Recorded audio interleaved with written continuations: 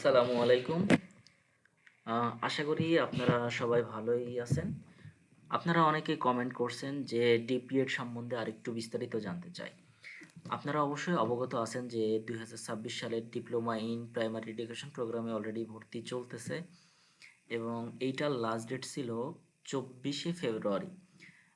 এখন এইটা বর্ধিত করেছে সময়সীমা বর্ধিত করে এটা নিয়ে গেছে, এখন আছে 28শে ফেব্রুয়ারি পর্যন্ত, সরি 28শে ডিসেম্বর পর্যন্ত নিয়ে গেছে এবং 30শে ডিসেম্বর পরীক্ষা শুরু হবে। দেখেন আমি একটু বলি আপনারা এই কোর্সটা কেন করবেন। সাধারণত যারা আপনারা প্রাইমারি শিক্ষা গবেষণার জন্য বা প্রাইমারি শিক্ষকতার জন্য যারা এই কোর্সটা করবেন তাদের জন্য অবশ্যই একটু গুরুত্ব বা পরবর্তীতে পদমর্যাদা বলেন, বেতন স্কেল বৃদ্ধির জন্য সাধারণত এই কোর্সটা অনেকজন করে থাকে। দেখেন এখানে একটু ডিটেলস দেওয়া আছে, আমি আরেকটু পড়তেছি। জাতীয় প্রাথমিক শিক্ষা একাডেমির নেপ পরিচালিত diploma in primary education B Ed প্রোগ্রামে দেশের 12টি পিটিআইটি ঢাকা, চট্টগ্রাম, রাজশাহী, রংপুর, সিলেট, বরিশাল, ময়মনসিংহ, যশোর, কুমিল্লা, জয়দেবপুর, দিনাজপুর ও বগুড়া জানুয়ারি অক্টোবর 2026 সেশনে কার্যক্রম ভর্তি শুরু হতে যাচ্ছে। এই প্রোগ্রামটির মেয়াদ হবে 10 মাস। প্রোগ্রামটি অনাবাসিক এবং বৈকালিক। ডিপিএড ভবিষ্যতে শিক্ষকতা, শিক্ষা বিষয়ক গবেষণা, অংশগ্রহণ এবং জাতীয় ও আন্তর্জাতিক উন্নয়ন সংস্থায় কাজ করার জন্য সহায়ক হতে পারে। অর্থাৎ শিক্ষা সংশ্লিষ্ট ক্যারিয়ার গঠনে অর্জিত ডিপ্লোমাটি গুরুত্বপূর্ণ ভূমিকা রাখবে। যোগ্য ও আগ্রহী প্রার্থীদের নির্ধারিত সময়ের মতো অনলাইনে আবেদন করার জন্য অনুরোধ করে আছে। দেখেন একটা বিষয় লেখা আছে যে ডিপিএড ভবিষ্যতে শিক্ষকতা, শিক্ষা গবেষণায় অংশগ্রহণ এবং জাতীয় আন্তর্জাতিক উন্নয়ন সংস্থার কাজ করার জন্য সহায়ক হতে পারে। এটা কিন্তু বলা হচ্ছে না যে আপনারা যদি এই কোর্সটা করেন তাহলে আপনার প্রাইমারি চাকরির জন্য অগ্রাধিকার পাবেন। সেটা কিন্তু কোথাও কোনো উল্লেখ করা নেই, বা এটা করলে যে আপনার যে অগ্রাধিকার পাবেন না সেটা না। আপনি এখান থেকে অনেক বিষয় বা অনেক কারিকুলাম জানতে পারবেন। এটা পরবর্তীতে প্রধান শিক্ষক হওয়ার জন্য আপনার কাজে লাগতে পারে, বা এই কোর্সটা করার পর আপনি যদি চাকরির পরীক্ষা দেন প্রাইমারিতে বা ভাইবা দেন, তখন আপনার জন্য যথেষ্ট সহায়ক হবে, অনেক কিছু জানতে পারবেন, আপনার উত্তর দিতে সুবিধা হবে। এটাই হচ্ছে আপনার এই কোর্সটার মেইন বা প্রধান বিষয়বস্তু। এটা হচ্ছে বাংলাদেশের কারা কারা আবেদন করতে পারবে, ভর্তি হতে পারবে। সাধারণত যারা অনার্স কমপ্লিট করছেন তারাই সাধারণত এটা অ্যাপ্লাই করতে পারবেন। কিন্তু শিক্ষা জীবনে কোনো স্তরে তৃতীয় বিভাগ বা অথবা এই তৃতীয় বিভাগের সমমানের জিপিএ গ্রহণযোগ্য না। যারা আছে শিক্ষা জীবনে থার্ড ক্লাস পেয়েছেন তারা কখনো এটা আবেদন করতে পারবেন না। আবেদন শুরুর তারিখ এটা 26শে নভেম্বর অলরেডি শুরু হয়েছিল। এখানে দেখতে পাচ্ছেন যে আপনার 24শে ডিসেম্বর শেষ হবে। কিন্তু এইটার টাইম এখন বর্ধিত করে 28শে ডিসেম্বর পর্যন্ত এটা এক্সটেনশন করেছে। আপনারা যারা ভর্তি হতে চান এখনো হাতে সময় আছে, তারা আবেদন করবেন। আবেদন করে আপনারা চেষ্টা করবেন ভালো এক্সাম দেওয়ার জন্য। আপনারা একটু প্রিপারেশন নেবেন, যেমন ভর্তি পরীক্ষার কোন কোন বিষয়ের উপর পরীক্ষা হবে এইখানে দেখেন সেই বিষয়গুলো উল্লেখ করা আছে। 50 মার্কের আপনার পরীক্ষা হবে, ঠিক আছে। বাংলা থাকবে, ইংরেজি থাকবে, গণিত থাকবে, সাধারণ জ্ঞান। সময় 50 মিনিট। অর্থাৎ এখানে আপনাদের ওএমআর মানে টিক মার্কের মাধ্যমে আপনাদের সাধারণত এই পরীক্ষাটা হবে।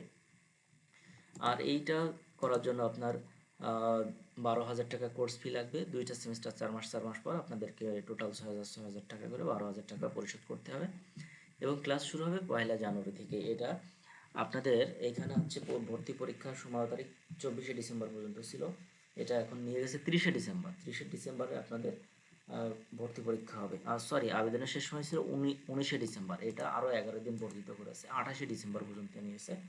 তো এই যে সার্কুলারটা, এই যে দেখবেন এইখানে আমি আপনাদেরকে এখানে খুব সুন্দর করে দেখাচ্ছি যে জাতীয় এদের যে ওয়েবসাইট আছে, ওয়েবসাইটে ঢুকলেই আপনি দেখতে পাবেন আবেদন শুরু 26 নভেম্বর থেকে শুরু হয়েছে, আবেদন শেষ 28শে ডিসেম্বর রাত 2025 11:59 পর্যন্ত। এখানে লেখা দেখতে পাচ্ছেন যে সংশোধিত, অর্থাৎ আগে 19শে ডিসেম্বর ছিল, এখন হচ্ছে আপনার 9 দিন সময় বৃদ্ধি করছে। আপনারা যারা যারা এখনো পর্যন্ত আবেদন করেননি তারা আবেদন করে ফেলেন। ভর্তি পরীক্ষা শুরু হবে 30শে ডিসেম্বর সকাল 11টায়। পরীক্ষা শশা পিটিআইতে অনুষ্ঠিত হবে। যারা যে পিটিআইতে অ্যাপ্লাই করবেন সেই পিটিআইতেই আপনাদের সাধারণত কি হবে, আপনি সেইখানেই পরীক্ষা দিতে পারবেন। দেখেন এখানে আমি এখানে আছে আপনার কিভাবে ভর্তি হতে হবে, ভর্তির জন্য কত টাকা লাগবে, সব ডিটেলস এখানে দেওয়া আছে। আপনার আবেদন ফি 200 টাকা দিতে হবে। পরবর্তীতে আপনি এই যে এই ওয়েবসাইটে এসে আবেদন ফর্মে ক্লিক করবেন। ক্লিক করার পর নতুন একটা পেজে চলে যাবে। যাওয়ার পর আপনি এখানে দেখতে পারবেন যে যে রেজিস্ট্রেশন ফর্মটা আছে ফর্মটা ফিল আপ করবেন। আপনি কোন পিটিআইতে ভর্তি হতেছে, বাংলাদেশের যে পিটিআইগুলো আছে আমি একটু আগে পড়ছি সেই পিটিআইগুলো যে এটাই আপনি যদি ময়মনসিংহ সিলেক্ট করেন তাহলে আপনার পরীক্ষা ময়মনসিংহের আন্ডারে হবে। তো আপনারা সিলেক্ট করার আগে সবসময় খুব সুন্দরভাবে লক্ষ্য করবেন যে আপনি যে জেলায় আছেন বা বর্তমানে যেখানে থাকেন বা যেখানে থেকে আপনার কোর্সটা করতে সুবিধা হবে সেইখানে আপনারা সেই পিটিআইতে আপনারা অ্যাপ্লাই করবেন। ধরুন আপনি দিনাজপুরে অ্যাপ্লাই করবেন, দিনাজপুরে যে পার্শ্ববর্তী জেলা আছে, আপনার বাড়ি যদি নীলফামারী বা গাইবান্ধা হয়, আপনার যদি দিনাজপুরে আসতে সুবিধা হয় তাহলে আপনি দিনাজপুরে অ্যাপ্লাই করবেন, বা আপনি যদি ঢাকাতে থাকেন তাহলে ঢাকাতে করবেন। আপনি যে এলাকায় আছেন আপনার যেখানে করতে সুবিধা হবে, এই 10টা মাস আপনি যেখানে সময় দিতে পারবেন সেটা কিন্তু সেখানে আপনারা পারবেন। তো অনেকে আছেন যে অনেক আপুরা আছে, সাধারণত দেখা যায় যে এই কোর্সটা ভর্তি হয়, ভর্তি হওয়ার পরে অনেকজন করতে পারে না। কী কারণে করতে পারে না? সে ভর্তি হওয়ার পরে বলে যে আসলে আমার অনেক দূর হয়ে যাচ্ছে ডিস্টেন্স, সে হয়তো বা ভুল জায়গায় অ্যাপ্লাই করে ফেলে। অনেক সময় সে চিন্তা করে তার পার্শ্ববর্তী জেলা না দিয়ে দেখা গেল কি তার বাড়ি রাজশাহী বিভাগে, বাট সে দিয়ে ফেলছে হচ্ছে রংপুর বিভাগে। তখন তার আসা যাতায়াত এটা খুবই প্রবলেমেটিক হয়ে দাঁড়ায়, অনেক সময় কোর্সটা করতে পারে না, যেহেতু আপনারা জানেন যে আসন সংখ্যা খুবই সীমিত, অল্প আসন। সেহেতু এই আসনের জন্য সিটটা যেন নষ্ট না হয় আপনারা সেদিকে খেয়াল রাখবেন। দেখবেন যে ঢাকায় অনলি 90টা, চট্টগ্রামে 150টা, ময়মনসিংহে 150টা, আর অধিকাংশ জায়গায় হচ্ছে 120টা করে আসন আছে। এখন অনেকজন ভর্তি হয়েছে একটা কেন্দ্রে, হইতে পারে বরিশালে বা চট্টগ্রামে 150 জন ভর্তি হয়েছে বা 140 জন ভর্তি হয়েছে, পরবর্তীতে দেখা যাচ্ছে 10 জন বা 15 জন এই কোর্সটা করতেছে না। তখন অনেকজন হচ্ছে এই সুবিধা থেকে অন্যান্যরাও চায় যে আমরা ভর্তি হবো, কিন্তু তারা পরীক্ষায় এই এর বেশি তো নিতে পারে না।